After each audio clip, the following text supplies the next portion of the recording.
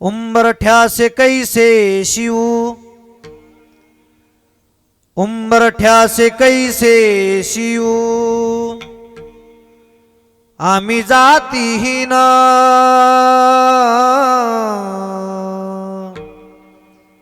रूप तुझे कैसे पाहू, त्यात आम्ही दीन. पायरीसी होऊ दंग, गावोणी अभंग. पायरीसी होऊ दंग, वाळवंटी गाऊ आम्ही, वाळवंटी नाचू.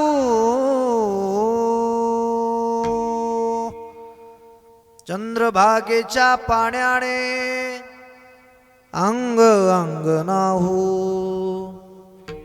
चोखा म्हणे नाम घेऊ, चोखा म्हणे नाम घेऊ, होऊनी दंग. नाथा घरी नाचे माझा सखा पांडुरंग. नाथा घरी नाचे माझा सखा पांडुरंग. अभीर गुलाल उधळीत रंग, अभीर गुलाल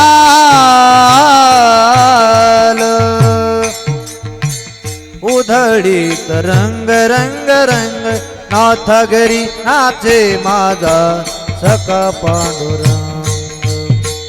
नाथा घरी नाचे माझा सखा पांडुरंग. सखा पांडुरंग, सखा पांडुरंग. हे सगळ्यांच्या आवडीचं आहे बरं. मी अभंग हे भावगीत गायले की सगळ्यांना म्हणावंसं वाटलं. वाळवंटी गाऊ आम्ही, वाळवंटी नाचू. चंद्रभागेच्या पाण्याने अंग अंग नाहू.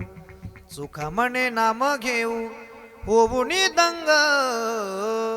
नाथा घरी नाचे माझा सखा पांडुरंग. वाळवंटात बसलेलं चित्र 750 वर्षापूर्वी हे पाहिलं माझ्या ज्ञानेश्वर महाराजांनी, अर्थात माऊलीनं पाहिलं. सगळे संत ज्ञानोबरांना माऊली म्हणतात. मा म्हणजे मानवता, उ म्हणजे उदारता, ली म्हणजे लीनता म्हणजे माऊली. म्हणून आजही गावामध्ये कोणाचंही नाव ज्ञानेश्वर असू द्या, लोक त्याला काय म्हणतात? माऊली. कोणाचं नाव ज्ञानेश्वर असू द्या, लोक त्याला माऊली म्हणतात. माऊलीच्या पालखी सोहळ्यात जर तुम्ही कधी गेलात तर प्रत्येक व्यक्तीला नावानं हाक मारत नाही, काय म्हणतो? माऊली. चोर सुद्धा माऊली म्हणतो. चोर सोहळ्यात चोर सुद्धा गर्दीत घुसतो आणि खिस्सा हाणतो, मोठ्याने म्हणतो माऊली. गेला माऊली घरी, त्याला काय करायचं? चोर सुद्धा माऊली म्हणतो. माऊलीने विचारलं, महाराज इथे वाळवंटामध्ये का बसलात? सांगितलं, महाराज माऊली, अस्पृश्य जातीमध्ये माझा जन्म झालेला आहे. बडवे मला मारतात, मला आत जाऊ देत नाहीत. रावळामध्ये कीर्तन चालू आहे पण मला जाता येत नाही. माऊलीने ठरवलं, एक काम करा, तुम्हाला रावळामध्ये जाता येत नाही का, मंदिरामध्ये जाता येत नाही का? म्हणजे नाही जाता येत. मग एक काम करू, असं कीर्तन आपण आपल्या वाळवंटामध्ये करू की मंदिरातल्या पांडुरंगाला आपल्या कीर्तनात यावं लागेल. असं कीर्तन आपण आपल्या वाळवंटामध्ये करू. ठरलं कीर्तन कोणाचं करायचं, तर कीर्तन ठरलं नामदेव महाराजांचं. ऐका बरं का आता हा वृत्तांत. कीर्तन ठरलं नामदेव महाराजांचं. त्या कीर्तनामध्ये चाल सांगितली संत जनाबाईंनी. आता शासन म्हणतं महिलांना आरक्षण मिळायला पाहिजे, तेव्हापासून आहे. कीर्तनामध्ये चाल सांगितली संत जनाबाईंनी आणि चाल गायली संत ज्ञानेश्वर महाराजांनी. सर्वसाधारण आपण वारकरी आहेत, आपल्या कीर्तनात एवढा आनंद येतो, तर साक्षात नामदेव महाराजांचं कीर्तन चाल सांगण्याकरता संत जनाबाई आणि चाल गाण्याकरता जर माऊली असतील तर त्या कीर्तनात आनंद किती येत असेल याचा विचार करा. पांडुरंगानं विचार केला, इथं रावळामध्ये कीर्तन चालू आहे पण आजच्या कीर्तनात माझा नामा नाही, आजच्या कीर्तनात माझी जना नाही, आजच्या कीर्तनात माझी माऊली नाही, आजच्या कीर्तनात आनंद येईना. कुणाला? पांडुरंगाला. सोडली पांडुरंगाने वीट आणि निघाला कुठं? वाळवंटात. कुणाच्या कीर्तनाला? नामदेव महाराजांच्या. आता ऐका हा वृत्तांत. एकच टाळी झाली चंद्रभागे वाळवंटी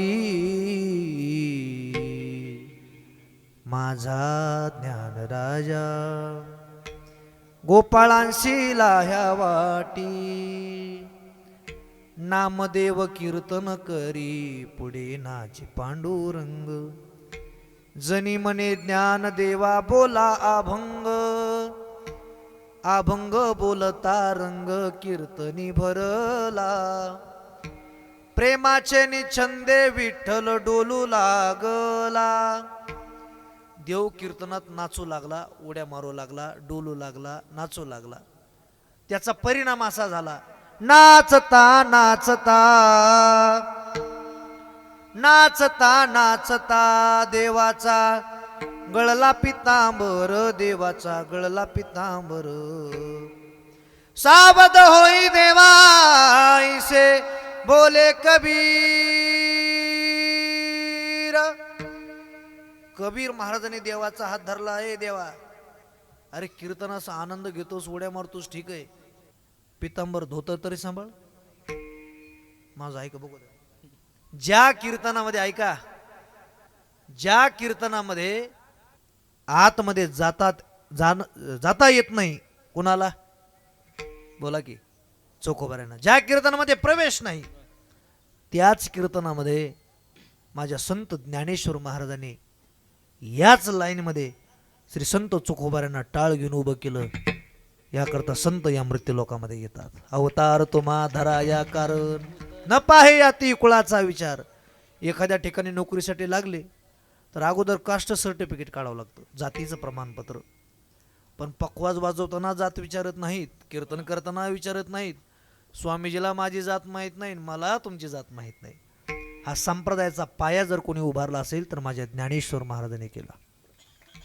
म्हणून सगळे संत ज्ञानोबारांचं तोंड भरून कौतुक करतात संत या मृत्यू लोकांमध्ये आले त्याच्याकरता अंधाराकडून समाजाला प्रकाशाकडे नेण्याकरता विठाला विठाला विठाला विठाला विठाला विठाला आणखीन कशा करता येतात सगळ्या झोपलेल्या समाजाला जाग करण्याकरता पांडुरंगाचं भजन करण्याकरता संत येतात उठा जागे वारे आता स्मरण करा पंढरीनाथा भावे चरणे ठेवा माता चुकवी व्यथा जन्माच्या जाग करतात आणि 3 नंबरचा धंदा आहे तो धंदा आहे देवाचा काय धंदा आहे भक्त राखे पाया पासी भक्त राखे पाया पासी भक्त राखे पाया पासे भक्त राखे पाया पासे दुर्जनासी संहारी दुर्जनासी संहारी भक्त राखे पाया पासी भक्त राखे पाया पासी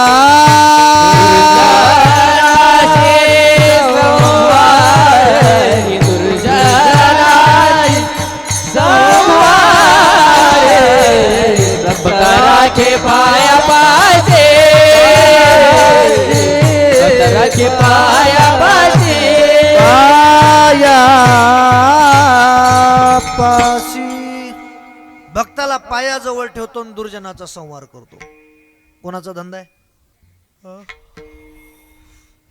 देवाचा भक्ताला पायाजवळ ठेवतो आणि दुर्जनाचा संहार करतो साध्या भाषेत सांगू का भक्ताला जवळ करतो आणि दुर्जनाचा काटा काढतो कोण देव कोण्या कोण्या भक्ताला जवळ केलं कोण्या कोण्या दुर्जनाचा काटा काढला प्रत्येक गोष्टीला पुरावा असावा काय असावा आणि जर पुरावा नसेल तर महाराजालाच म्हणजे माझ्या मुलावर उठले होय तुम्ही महाराजाला पुरावा म्हणतात प्रत्येक गोष्टीला पुरावा असावा कोण्या भक्ताला जवळ केलं जुन्या काळातली प्रसिद्ध गवळण आहे आणि चालही प्रसिद्ध आहे भक्ता कारणे येणे घेतली से आळी 10 गर्भवास सोसिले वनमाळी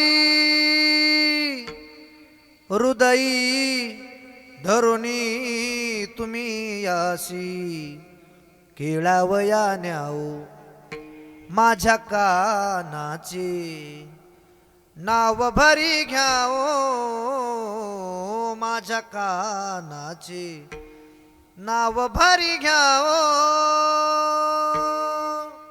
ही जुनी गवळण आहे, याला चालही जुनीच आहे. आता कसल्या गवळणी आल्यात, पाण्याला जाते तिकडं घसरून पडते. असल्या गवळण चाली जुन्या, स्वामीजी चाली जुन्या आणि गवळणी जुन्याच. जुन्या काळातल्या गवळणी चाली तशाच असायच्या. एक म्हणून दाखवतो जुनी गवळण. मी असता माझे घरी, रात्र झाली 2 प्रहरी. मी असता पती शेजारी ग बाई, अवचित हारी तू झाला हे यशोदे, अवचित हारी तू झाला. अग बाई बाई बाई बाई बाई बाई, कृष्णाला सांगा काही. या कोणत्या गवळणीत? जुन्या. तुम्ही म्हणता ना आवाज बसला म्हणायला ना, आता लय आरडायला लागलाय मोठ्या मोठ्या. आवाज पहिल्यांदा सगळा बसला होता, पण सगळा उकलला ही भगवान शंकराची कृपा आहे बरं का. नाही तर सुरुवातीला बोलता बी येत नव्हतं मला.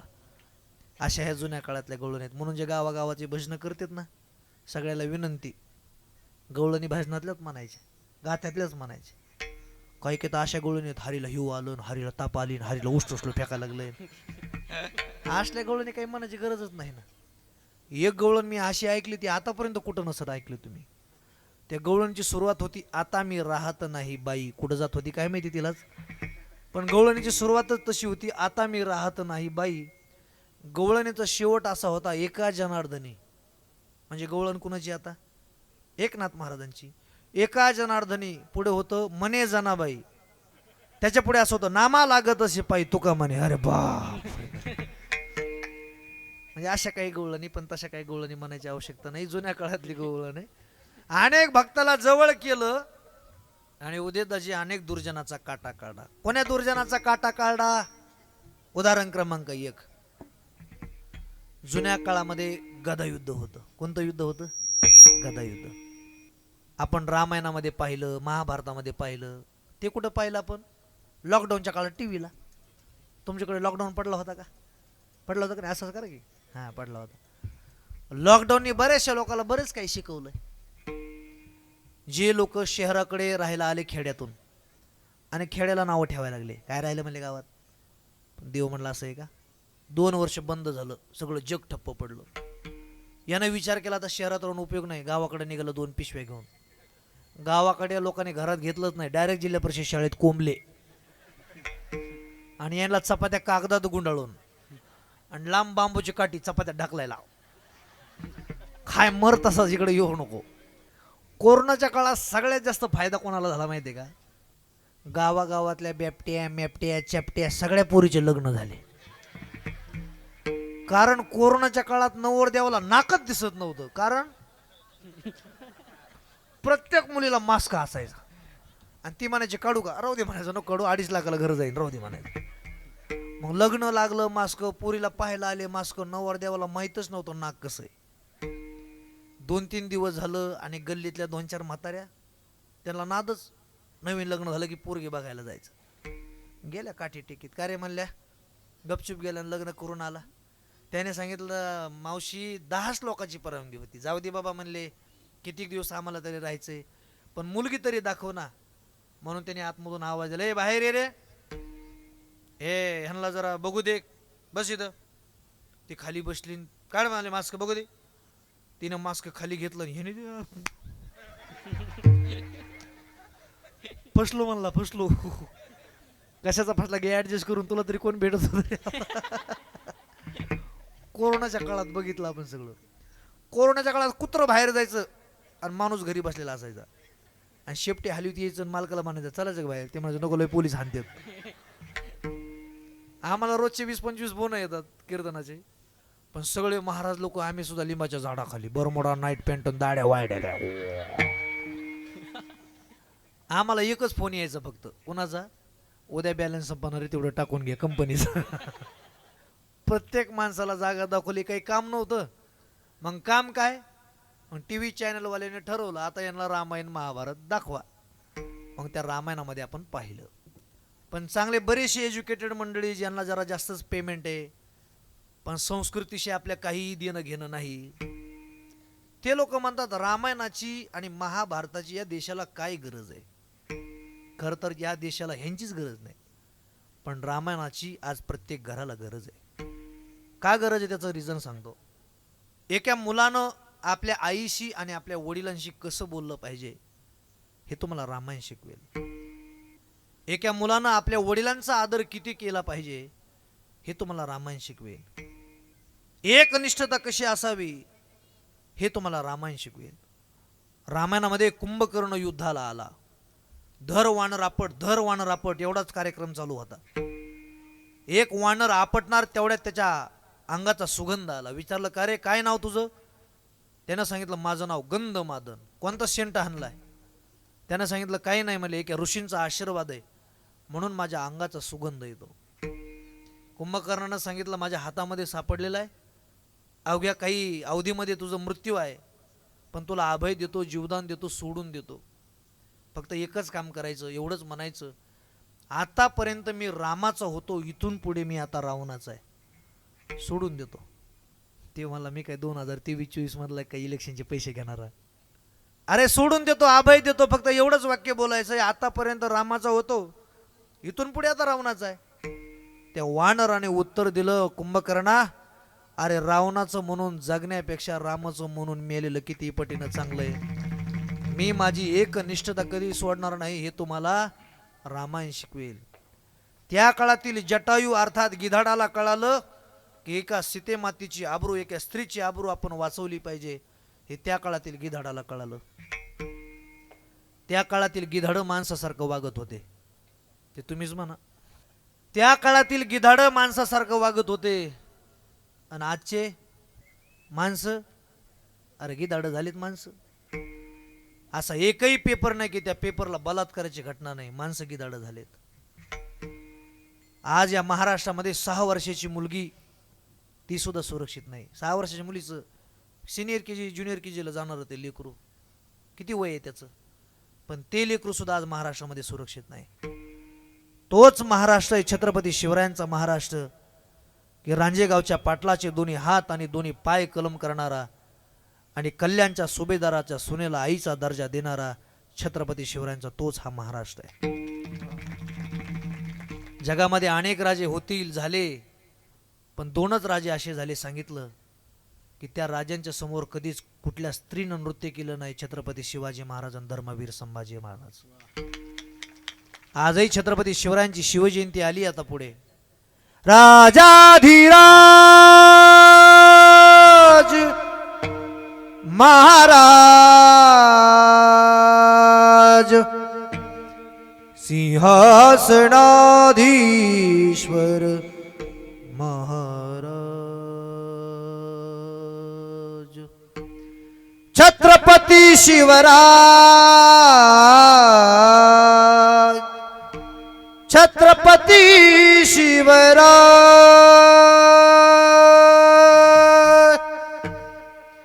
आजही छत्रपतींचं नाव घेतलं तर रक्त सळसळ करत आहे, आणि छत्रपती शिवरायांचं नाव घेऊन ज्यांचं रक्त सळसळ करीत नसेल त्यांचं रक्त घ्यायचं आणि अहिल्यानगरहून लॅबमधून चेक करून आणायचं, त्यांच्या रक्तात तुम्हाला फॉल्ट दिसला पाहिजे.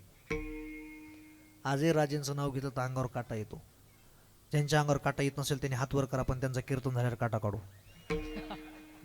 तोच छत्रपती शिवरायांचा महाराष्ट्र आहे, पण या शिवरायांच्या महाराष्ट्रामध्ये आज मुली सुरक्षित नाहीत, हे दुर्दैव आहे. प्रत्येक घराला आज कोणाच्या विचाराची गरज आहे तर रामायणाच्या विचाराची गरज आहे. जुन्या काळात गदायुद्ध होतं, ताकदही तशीच होती, आता ताकदीच राहिल्या नाही. आता शिळीची धार काढायला 3 जण लागत येत. तुमच्याकडे शिळी आहे का नाही मला माहित नाही, पण शिळीची धार काढायची जशी गाईची धार काढतो का आपण शिळीची धार काढायची. एका जणानं शिळी अशी पॅक धरायची, असं तिचं दोरखंड वायर काय म्हणते त्याला, सोल हा मोरकी काही भाग असे ब्याम धरायची शिळीची, आणि एका जणानं शिळीचा पाय ज्याने ज्याने शिळीची धार काढली असन शिळीचा पाय इथं आपल्या पायात गुतवायचा असा. ऐका बरं का, आता एका जणानं शिळी धरायची, ताकदच नाही राहिली. एका जणाने शिळी धरायची, एका जणाने शिळीचा पाय इथं गुतवायचा आणि एका जणानं धार काढायची. तेवढ्यातूनही शिळीचा पाय निष्ठा लागेल 32 जणांचा डायरेक्ट राजीनामा. आता काय ताकद राहिली का? पण जुन्या काळात ताकद गदा युद्ध होतं. पण गदा युद्धातला नियम असा आहे, आधी नियम ध्यानात ठेवा. कंबरेच्या खाली गदा मारायची नाही, हा गदा युद्धातला नियम आहे. काही गोष्टीचे नियम असतात. भजनातला नियम भैरवी राग शेवटी गातात. भजनातला नियम. सुरुवातीला लाडकी बहीण योजना सुरू झाली त्यावेळेस कुठलाच नियम नव्हता, पण नंतर नियम निघाले. IT रिटर्न जे भरतात, गव्हर्नमेंट सर्वंट जे आहेत, 4 व्हीलर ज्यांच्या नावावर गाडी आहे, त्या सगळ्या महिलांचे 1,500 रुपये शासनानं बंद केले. तुम्ही म्हणता तुम्हाला कसं काय माहिती? माझे बंद झाले घरचे म्हणून मला माहिती झालं. पण मी शाळा शिकलेला माणूस आहे, MSc बीड शाळा शिकलेला माणूस आहे. मी काय अडणे थोडंच आहे. मी नवीन योजना सुरू केली. मी महिन्याला बायकोला 1,500 रुपये देतो. लाडका नवरा योजना. नाराज होऊ नको मराठी. तुम्ही सुरू करा. हे अशी प्रामाणिक इच्छा आहे माझी. पण ज्यांचे ज्यांचे बंद झाले 1,500 रुपये द्या, काय अडचण नाही. जुन्या काळात गदा युद्ध, आणि गदा युद्धातला नियम असा की कमरेच्या खाली गदा मारायची नाही. नियम ध्यानात ठेवा. काय नियम आहे? कमरेच्या खाली गदा मारायची नाही. आणि महाभारतामध्ये अंतिम टप्प्यामध्ये भीमाचं दुर्योधनाचं युद्ध लागलं. भीम हारणार अशा परिस्थितीला युद्ध आलं. आणि देव कोणाकोण? द्वारकेचा राणा कौरवा घरी, हा द्वारकेचा राणा पांडवा घरी. देवानं विचार केला आता माझा भीम हारणार, आता माझे पांडव हारणार, कौरव जिंकणार. आणि भीम तर युद्धामध्ये तल्लीन झालेला, म्हणून आवाज दिला, ओ मजले भैया. स्वतःच्या मांडीवर थाप टाकली. याचा अर्थ काय? त्याच्या मांडीवर गदा हाण. समजणे वालों को इशारा कापी. समजणाऱ्या माणसाला फक्त काय कळायला पाहिजे? इशारा कळायला पाहिजे. घरी पाहुणे आले ना, फक्त नवऱ्याने खिडकीत जायचं आणि फक्त बायकोला बोट करायचं. हे लगेच बायकोने ओळखायचं. 2 कप चहा सांगितलाय. हे परत पाहुण्यात येऊन बसलं. 15 मिनिटं झाली चहाची येण्याचं इम्प्रेशन डाऊन व्हायला लागलं. हे परत खिडकीत गेलं. ए ते म्हणे काय हो लावले काय निवडून आले काय नसते बोट करायला दोनदा? निवडून आले काय झाले चिन्ह सारखे बोट करायला मला? हे मला असं जमणार नाही. आता हे हुशार होतं. 7वीत इंग्लिशमध्ये 3दा बसलं होतं. हा पोस्ट ग्रॅज्युएशन झालं त्याचं 7वीत 3दा. हे मला हिला असं जमणार नाही. हे मला 2 cup T, 2 cup T, 2 cup. ते म्हणली तूच कपटी, तो बाप कपटी, तुम्ही माय कपटी, सगळं खानदान कपटी. म्हणली मला कपटी म्हणते. काय इशाराच कळाला नाही, काय करेन? इशारा कळायला पाहिजे. हा भीमानं मागचा पुढचा कुठलाच विचार न केला, ओळखला. आता कुठं सांगितलं गदा हाणायला? मांडीवर का मारायला लावली त्याचं लय मोठं कारण. आता सगळं शरीर वज्रदेही झालं होतं, एवढी जागा त्याची वज्रदेही नव्हती, म्हणून मागचा पुढचा कुठलाच विचार न करता गदा घेतली, त्याच्या मांडीवर घातली. दुर्योधन संपवला, भक्ताला पायाजवळ ठेवलं आणि दुर्जनाचा संहार केला. त्याच्यासाठी हातामध्ये घेऊन या चक्र गदा, हाची धंदा करीतो विठोबा रखुमाई.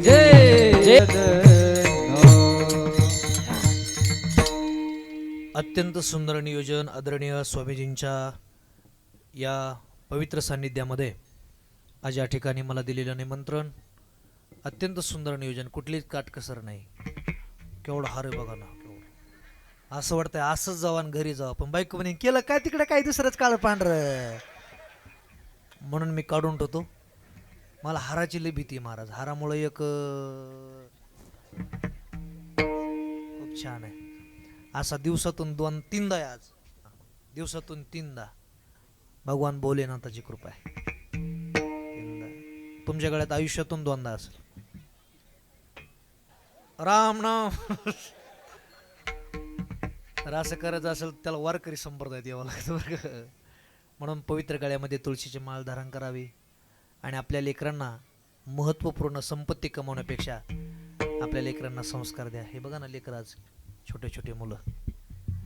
स्वामीजी मी सुद्धा असाच या लाईनीमध्ये टाळ घेऊन उभा राहत होतो, तुम्ही सुद्धा असेच होते ना. बघा ना किती गोंड असेल बघा ना. हे बघा भविष्यातले हेच कीर्तनकार आहेत, गायक आहेत, वादक आहेत. आता लेकराला संस्कारच राहिले नाही. एकदा पुण्याला माझ्या मांडीवर एक पोरगी बसली 2 वर्षाची, पण तिचं वजन 60 किलो. ती उठाना मांडून मी घेतला चिमटा, त्याला मोठ्याने ओरडायला. तिची आई आली मला म्हणे महाराज ही आमची बंटी आहे. मला बाबू बड्डी. ती बंटी म्हणते महाराज मला लई भारी भारी कविता म्हणता येते, तुला येतात का? जस काय मी होणी. आता मला येत होते पण आपण त्याच्या घरात बसवलं कशाला आगाव शामपणा करायचा. मी म्हटलं मला नाही. ती म्हणली मी म्हणू का? मी म्हणलं म्हण. ते म्हणले गेले बाई उसाच्या माळ्यात, आणले बाई चिमण्या धरून, देते बाई नवऱ्याला चिरून, गेला बाई नवरा मरून. म्हणलं आता रे. ते म्हणले घेते बाई दुसरा करून. आणि काय म्हणले आता काय होतं त्याला? अरे संस्कार द्यायला करायला. मोबाईल पासून त्याला दूर करा. आजही छत्रपती शिवाजी महाराज प्रत्येकाच्या घरामध्ये जन्माला येतील, पण त्याला प्रत्येकाच्या घरामध्ये अगोदर राष्ट्रमाता जिजाऊ मासाहेब असली पाहिजे. कूस तशी पवित्र असावी. अशा वाघिणीचा तो छावा. डोहाळे तसे लागले. घोड्यावरती बसावेसे वाटते, डोक्यामध्ये जिरे टोप घालावासा वाटतो, आणि कमरेला तलवार घेऊन शत्रूचे मुंडके तलवारीने सपासप कलम करावेसे वाटतात. असे आम्हाला डोळे होतात, आणि अशाच्या पोटी छत्रपती शिवाजी महाराज जन्माला येत असतात. आता आजकाल जी शहाजी महाराज ड्युटीला जातो, जिजाऊ पाहते टीव्ही. शहाजी राजा हातानेच भाकर घेतय, हातानेच वाढीतय, तरी सुद्धा जिजाऊ त्याच्याकडे बघतच नाही. मग कसे शिवाजी महाराज जन्माला येतील? त्याला कूस तशी पवित्र असावी. मोबाईल पासून आपल्या लेकराला दूर करा, कारण लेकराची पहिली गुरु जर कोण असेल तर त्याची आई असते. लाड थोडा कमी करा. मेमरी सध्या बरेचशा लोकांची कमी झाली. काही डॉक्टर मंडळी जर असतील तर स्मरणशक्ती मुलांना राहिलीच नाही, आणि डोळ्याचे आजार व्हायला लागले प्रत्येक मुलाला. आणखीन 4-5 वर्षानं तर पोरांना दिसतं का नाही कोण अशी होते त्याची. अशीकडे भजे पाहून लाडू मागणार ते, अशी होणार ते अशी. म्हणून आपल्या लेकराला संस्कार देणं अत्यंत काळाची गरज आहे. आदरणीय स्वामींच्या अध्यक्षतेखाली आदरणीय फार मोठे त्यांचे गुरुवारी आहेत, त्यांच्या आशीर्वादानं, आदरणीय शंकर भारती महाराजांच्या आशीर्वादानं संपन्न होत असलेला हा भक्ती उत्सव, आजची कीर्तनाची सेवा या निमित्तानं संपन्न झाली. सर्व गायक वादक गुणीजन महाराज मंडळी सर्वांच्या चरणी साष्टांग प्रणिपात करतो, आणि आजच्या सेवेला पूर्णविराम. ज्ञानेश्वर माऊली, नारायण माऊली तुका